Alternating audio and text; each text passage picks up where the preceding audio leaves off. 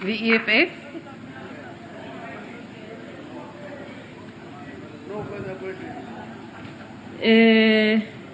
Umphathi wamabhandi into uyayithanda iGNU kodwa mina into endicinga uba uyithanda kakhulu into okokubana eza blue lights zimkhumbuza i-criminal past yakhe. And bendizamcebisa uba upartner yakhe yapha kwiGNU uBus John amncedise ke aregister phaa eUNISA siyavuyisana naye baye nayo imatric. House Chairperson, the EFF strongly condemns President Cyril Ramaphosa for surrendering to Honourable white Member, supremacy. please take your seat. There's a point of order, Honourable Gcilishe. Thank you, Deputy Speaker. Deputy Speaker, the member from the EFF again referred to the Minister of Agriculture as Boss John. It is now a serial offence from the EFF members. I have on several occasions risen on Rule 69 and I would like your ruling in this regard, please. It can't continue that the EFF continues to refer to the Minister of Agriculture in this way after multiple presiding officers have ruled on this. Thank you. Honourable Member at the podium. You have been ruled. Honourable Member, Deputy. I'm busy ruling. Oh, House Chairperson. It is unparliamentary. You have been cautioned about this in the past. Please withdraw. Mr. John Steenhuisen. Proceed. All right. The EFF strongly condemns President Cyril Ramaphosa for surrendering to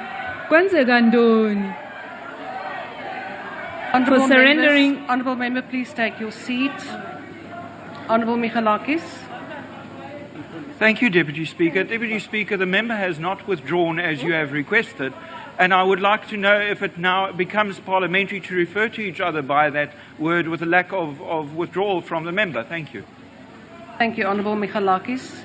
Honourable Member at the podium, will you please withdraw Bars John? Honourable Member at the podium. I withdraw, Deputy Speaker. Thank you. Proceed. Honourable Plangwini, I have now just ruled and now you are continuing on a matter that has been ruled and where your member has withdrawn. What is your point?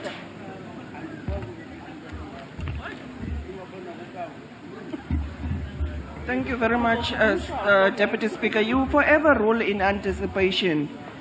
You must rule properly and not biasly and clear. Wait. Shut up. Honourable I withdraw. Plangwini. Honourable I withdraw. Plangwini, Shut up. that is absolutely unparliamentary. I withdraw. And I am cautioning you. I've I cautioned you withdraw. this morning. I'm cautioning you again. I withdraw, Deputy Speaker. Deputy Speaker, you have given a ruling, and forever the Chief Whip of the DA are not comfortable with your rulings. Whenever you are giving a ruling, he forever comes back again and question your rulings, and you are entertaining him. And I don't know why you are doing that. I have cautioned you also every time when you are taking that chair. That chair, you must be absolutely biased. You are the Deputy Speaker of all of us. You are not a Deputy Speaker of the DA. And you must try to differentiate between the two. Because it's not the first time that he questioned your ruling, and then you come back, you give him what he wants. It's almost like a kid that cries, and then you give him the sweet that he cries about. It is for me to decide who and what I entertain in terms of points of order. I have also now entertained you, and I have ruled. And we will now proceed. Honourable Member at the podium, please proceed. Deputy Speaker, the EFF strongly condemns President Cyril Ramaphosa for surrendering to white supremacy interest in delaying the implementation of certain clauses of the Bella Act relating to the exclusionary use of Afrikaans in schools. This betrayal undermines Parliament's authority in sabotaging transformation efforts in education, perpetuating exclusionary practices rooted in apartheid, despite being passed by Parliament. Honourable Member at the podium, please take your seat. Honourable Blakudi, you raise a point of order. Thank you very much, Honourable Deputy Speaker. I think we are still dealing with question session to the ministers. I don't know if we are now on declarations. Honourable Blakudi, a party has the prerogative to decide whether they ask a question or make a declaration. So, Honourable Member at the podium, please proceed.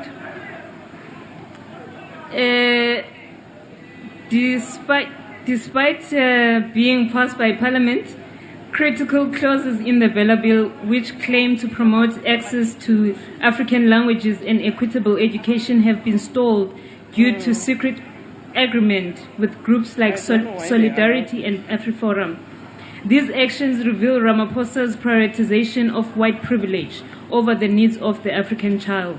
The Act must be implemented in its entirety across the length and breadth of the country. It cannot be that we are held at ransom by a group of people who are driven by their deep-seated racial hatred and white supremacy ideals. Honourable Member at the podium, please take your seat. There is a point of order. Honourable Deputy Minister. Honourable Deputy Chair, the Speaker must refer to the President as President, not Ramaphosa. Honourable Member. Honourable Members, order. Honourable Member at the podium, yes. The rule says that you have to refer to a person either by Mr., Mrs. or President, the title. No, so please proceed. Deputy Speaker, but I can't see my time, so I don't know how far. You have a global time, so you can proceed and take all the time you want. President Ramaphosa, the EFF rejects this bill. Thank you, Bosa. Thank you, Honourable House Chair, Deputy Speaker.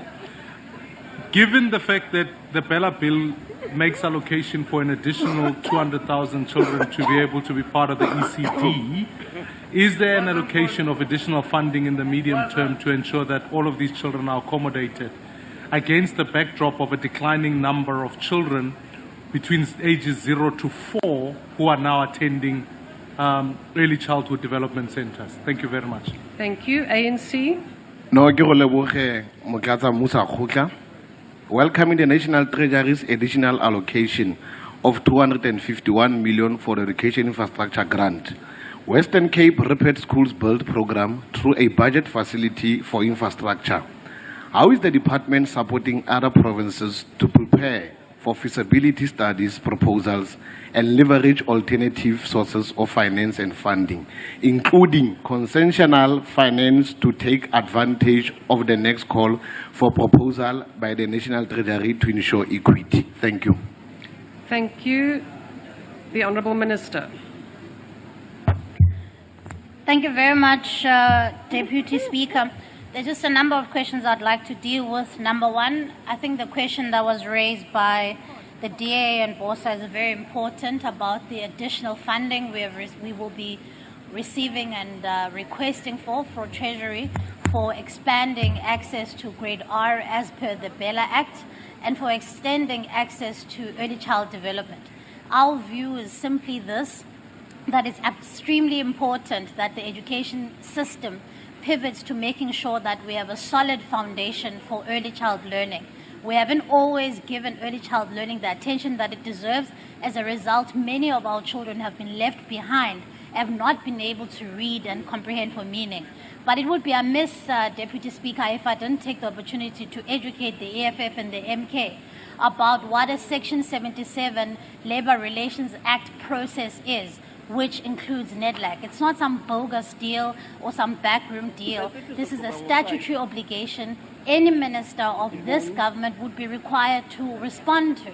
And I was taken to NEDLAC and required to respond to this Section 77 application, of which I did, because unlike the Green Party in the corner there, I actually am a constitutionalist and I value what the oath that I took from office. And so what is legally required to me from me is what I will do. But I also just want to emphasize and commit to the House that we will be making every single point that we can to Treasury to indicate that early child learning is where South Africa should be going, and that as we're rolling out Grade R and making sure that it is compulsory, that it needs to be properly funded, and Treasury needs to give us additional allocation for that. Thank you.